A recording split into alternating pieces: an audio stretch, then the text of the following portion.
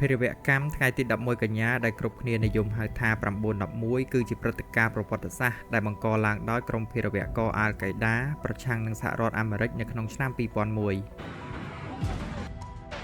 បងប្អូនទាំងអស់គ្នាប្រកាសជាបានដឹងរួចមកហើយតាក់ទងទៅនឹងរឿងរ៉ាវនៃការវាយប្រហារតាមរយៈការប្លន់យកយន្តហោះដឹកអ្នកដំណើរ4គ្រឿងដែលមាន2គ្រឿងហោះទៅបុកនឹងអគារ World Trade Center និង2គ្រឿងទៀតបានហោះទៅបុកជាមួយនឹងអគារ Pentagon និងមួយគ្រឿងចុងក្រោយបានធ្លាក់នៅក្នុងដីវាលមួយកន្លែងស្ថិតនៅក្នុងរដ្ឋ Pennsylvania នៅវេលាព្រឹកព្រលឹមថ្ងៃទី11កញ្ញាឆ្នាំ2001ដំណើរទស្សនកិច្ចមួយត្រូវបានធ្វើឡើងដោយវត្តមានរបស់លោកប្រធានាធិបតី George W. Bush ឆ្ពោះទៅកាន់សាលារៀនមួយកន្លែងដែលមានឈ្មោះថា Emma E. Booker ស្ថិតនៅក្នុងរដ្ឋ Florida ស្របពេលដែលលោកប្រធានាធិបតីធ្វើដំណើរជិតទៅដល់សាលារៀននោះទៅហើយលោក Bush ក៏ទទួលបានរបាយការណ៍ថាមានយន្តហោះមួយគ្រឿងបានហោះទៅបុកនៅអគារ World Trade Center នៅក្នុងក្រុង New York ក្នុងហេតុការណ៍ទី1នេះលោកប្រធានាធិបតីបានសន្និដ្ឋានជាបឋមថាវាអាចជាឧបទ្ទវហេតុដែលកើតឡើងដោយចៃដន្យហើយរូបលោកក៏បានបន្តដំណើរចូលទៅកាន់សាលារៀនមួយនោះតាមកាលវិភាគនិងការគ្រោងទុករបស់លោកជាបន្តក្រោយពីលោក Bush ទទួលបានការស្វាគមន៍និងបានជួបសំណេះសំណាលគ្នាជាមួយសិស្សានុសិស្សនៅក្នុងថ្នាក់រៀនបានបន្តិចក្រោយមកក៏ស្រាប់តែមានយន្តហោះមួយគ្រឿងទៀតបានហោះទៅបុកនឹងអគារ World Trade Center ទី2ហើយបានបង្កជាការភ្ញាក់ផ្អើលជាខ្លាំងទៅដល់មនុស្សម្នានៅជុំវិញតំបន់នោះភ្លាមនោះនាយកហត្ថកាល័យនៃសីតវិមានមួយរូបដែលមានឈ្មោះថា Andrew Card បានដើរសម្ដៅទឹកសឹបប្រាប់លោកប្រធានាធិបតីថាមានយន្តហោះមួយគ្រឿងទៀតបានហោះទៅបុកនឹងអគារ World Trade Center អាមេរិកកំពុងស្ថិតក្រោមការវាយប្រហារក្រោយពីទទួលបានរបាយការណ៍ទី2រួចមក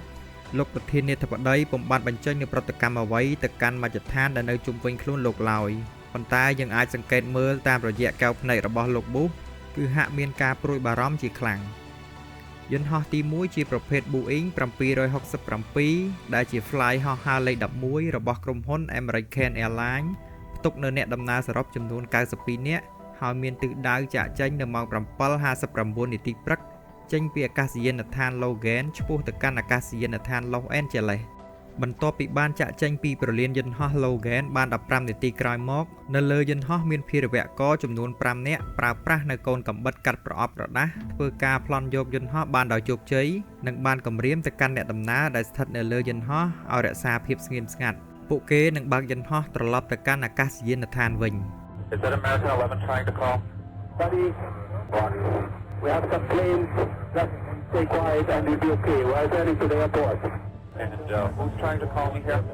American 11, are you trying to call? Nobody move. Everything will be okay. If you try to make any move, you'll injure yourself and the airplane. Let's stay quiet.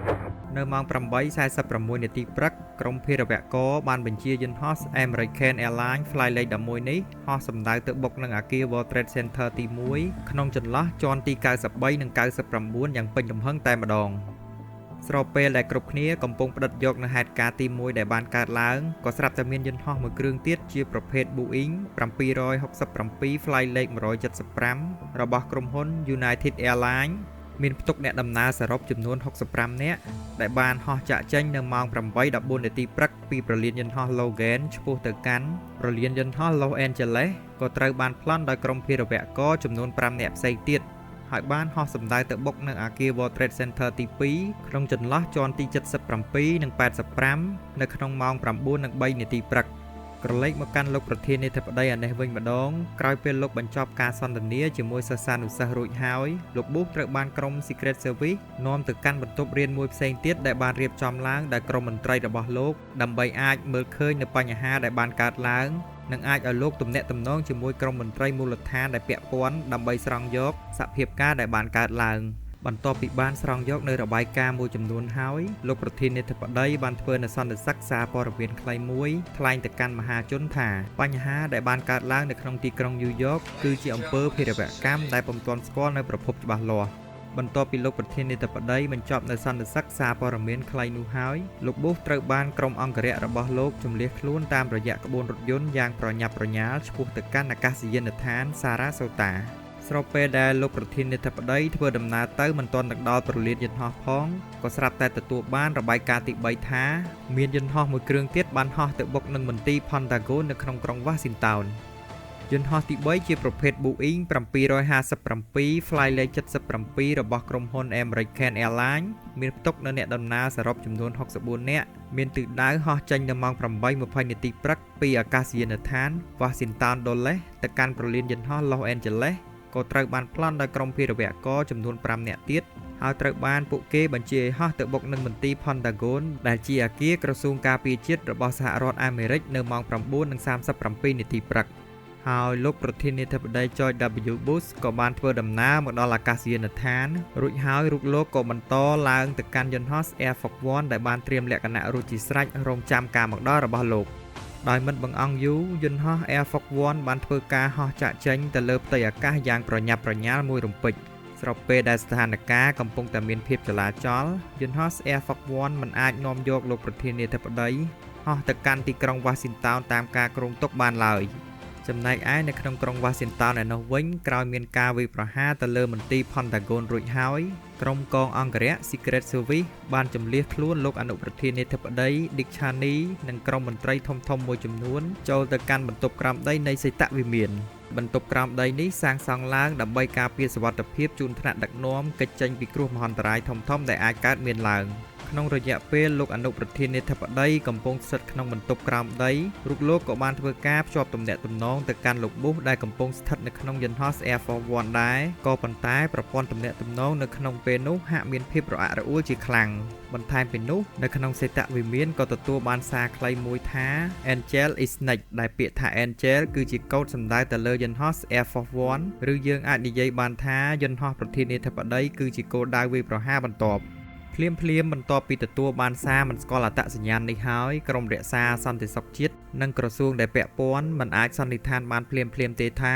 កូដសម្ងាត់ដែលទទួលបាននេះគឺជាពាក្យពិតឬក៏ជាការភ័ន្តច្រឡំដែលបណ្ដាលមកពីប្រព័ន្ធទំនាក់ទំនងដូច្នេះហើយក្រុម Pilot របស់យន្តហោះ Air Force One ក៏បានសម្រេចចិត្តបញ្ជាយន្តហោះហោះឡើងទៅកាន់រយៈកម្ពស់ខ្ពស់មួយកម្រិតថែមទៀតដើម្បីរក្សាបាននូវគម្លាតសុវត្ថិភាពមួយនៅលើដែនអាកាសជាមួយនឹងការហោះអមដំណើរដោយយន្តហោះចម្បាំង S-16 ចំនួន2គ្រឿង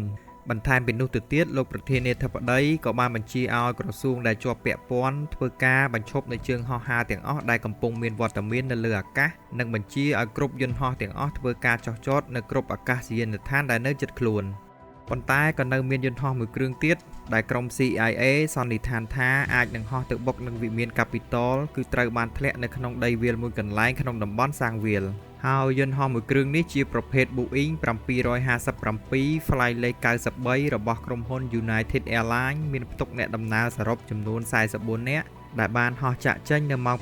8:42 នាទីព្រឹកពីប្រលានយន្តហោះ Newark ឆ្ពោះទៅកាន់ San Francisco គឺត្រូវបានប្លន់ដោយក្រុមភេរវករចំនួន4នាក់រួចបាត់ទៅហើយ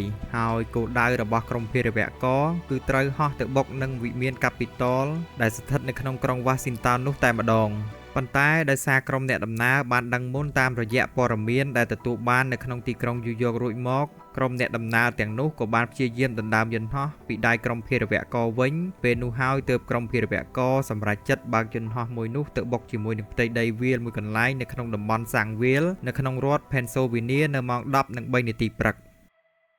ចំណែកឯនៅក្នុងទីក្រុង New York ឯនេះវិញបន្ទាប់ពីរងការវាយប្រហាររួចហើយនៅម៉ោង 10 ព្រឹកអគារទី1 World Trade Center បានបាក់រលំចុះមកនិងនៅរយៈពេល30នាទីក្រោយមកទៀតអគារ World Trade Center ទី2ក៏បានបាក់រលំជាបន្តបន្ទាប់ផងដែរហើយវាបានបង្កទៅជាផ្សែងអូអាប់មួយយ៉ាងខ្មុលខ្មាញ់ជុំវិញទីក្រុង New York នោះផ្ទាល់តែម្ដង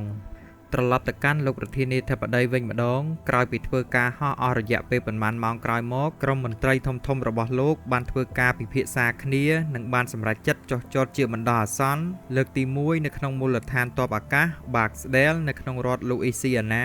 ដើម្បីចាក់បន្ថែមនៅសាំងនិងត្រួតពិនិត្យបន្ថែមទៅលើប្រព័ន្ធសុវត្ថិភាពនៅលើយន្តហោះ Air Force One ឡើងវិញក្នុងពេលដែលយន្តហោះ Air Force One កំពុងមានវត្តមាននៅក្នុងមូលដ្ឋានទ័ពអាកាស Barksdale លោកប្រធានាធិបតី George W. Bush ឯនោះវិញក៏បានធ្វើនៅសេចក្តីថ្លែងការណ៍ខ្លីមួយបន្ថែមពីនោះលោកក៏បានស្នើសុំឲ្យមានការហោះត្រឡប់ទៅកាន់ក្រុង Washington វិញផងដែរក៏ ក៏ប៉ុន្តែស្ថានភាពមិនអាចស្ថិតនៅក្នុងការគ្រប់គ្រងបានដូច្នេះហើយលោកប្រធានាធិបតីក៏ត្រូវតម្រូវហោះនៅលើអាកាសជាមួយយន្តហោះ Air Force One រហូតដល់ប្រមាណម៉ោងក្រោយទៀតទើបមានការចុះចតជាលើកទី2នៅក្នុងមូលដ្ឋានទ័ពអាកាស Offutt Air Force Base នៅក្នុងរដ្ឋ Nebraska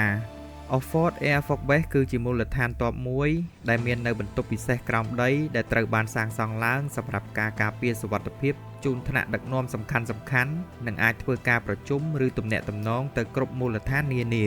បន្ទាប់ពីធ្វើការប្រជុំវាយតម្លៃស្ថានភាពរវាងលោកប្រធានាធិបតី Bush និងលោក Dick Cheney ក្នុងបន្ទប់ក្រោមដីនោះរួចហើយក្រុមមន្ត្រីនិងក្រុមប្រឹក្សាសន្តិសុខជាតិសហរដ្ឋអាមេរិកបានសម្រេចចិត្តនាំយកលោកប្រធានាធិបតីឆ្ពោះទៅកាន់ក្រុង Washington វិញតាមការចង់បានរបស់លោក Bush ដែលគ្មានការពន្យាពេលនៅម៉ោង 6:44 នាទីល្ងាចយន្តហោះ Air Force One បានដឹកលោកប្រធានាធិបតីមកដល់មូលដ្ឋានទ័ពអាកាស John Base Andrews នៅក្នុងក្រុង Washington វិញបានដោយសុវត្ថិភាពហើយលោក Bush ផ្ទាល់ក៏ត្រូវបន្តជិះឧទ្ធម្ភាគចក្រ Marine One បន្ថែមទៀតដែលជាគោលដៅចុងក្រោយរបស់លោកដើម្បីចូលទៅកាន់សេតវិមាននៅម៉ោង 8:30 នាទីយប់លោកប្រធានាធិបតី George W. Bush ក៏បានធ្វើនៅសេចក្តីថ្លែងការណ៍មួយសម្រាប់ជូនទៅកាន់មហាជននិងពិភពលោកទាំងមូលហើយរូបលោកក៏បានសង្កត់ធ្ងន់នៅក្នុងសេចក្តីថ្លែងការណ៍របស់លោកថាជនដែលបង្កអំពើភេរវកម្មនេះឡើងនឹងមិនរួចខ្លួនឡើយតាក់ទងនឹងរឿងរ៉ាវដែលបានប្លន់យកយន្តហោះទាំង4គ្រឿងនេះគឺបានរៀបចំឡើងយ៉ាងសម្ងាត់និងល្អិតល្អន់អស់រយៈពេលជាង10ឆ្នាំមុនមកម្ល៉េះដែលមានមេខ្លោងធំគឺជាអូសាម៉ាប៊ីនឡាដេននិងអ្នកផ្ដើមឲ្យមានគំនិតនេះឡើងគឺខាលីតមហាម៉េតជាមួយនឹងមហាម៉េតអាល់តាគឺជាមេក្រុមដឹកនាំក្រុមភេរវករដៃដល់ដែលមានគ្នាចំនួន18នាក់ផ្សេងទៀតក្នុងហេតុការណ៍ខាងលើនេះបានបណ្ដាលឲ្យបាត់បង់នៅអាយុជីវិតប្រជាជនស្លូតត្រង់ប្រមាណជាជិត 3000 នាក់និងបានបំផ្លាញហេដ្ឋារចនាសម្ព័ន្ធជាតិសំខាន់ៗរបស់សហរដ្ឋអាមេរិកក្នុងទំហំសាច់ប្រាក់ប្រមាណជាជិត $10,000 លានព្រឹត្តិការណ៍នេះគឺជាថ្ងៃប្រវត្តិសាស្ត្រមួយដែលពុំធ្លាប់កើតមានឡើងនៅក្នុងទឹកដីនៃសហរដ្ឋអាមេរិកហើយថ្ងៃ11កញ្ញាគឺជាការចងចាំរបស់ប្រជាជនសហរដ្ឋអាមេរិកដែលពុំអាចបំភ្លេចបានអរគុណបងប្អូនទាំងអស់គ្នាសម្រាប់ការចំណាយពេលទស្សនាជួបគ្នានៅវីដេអូក្រោយ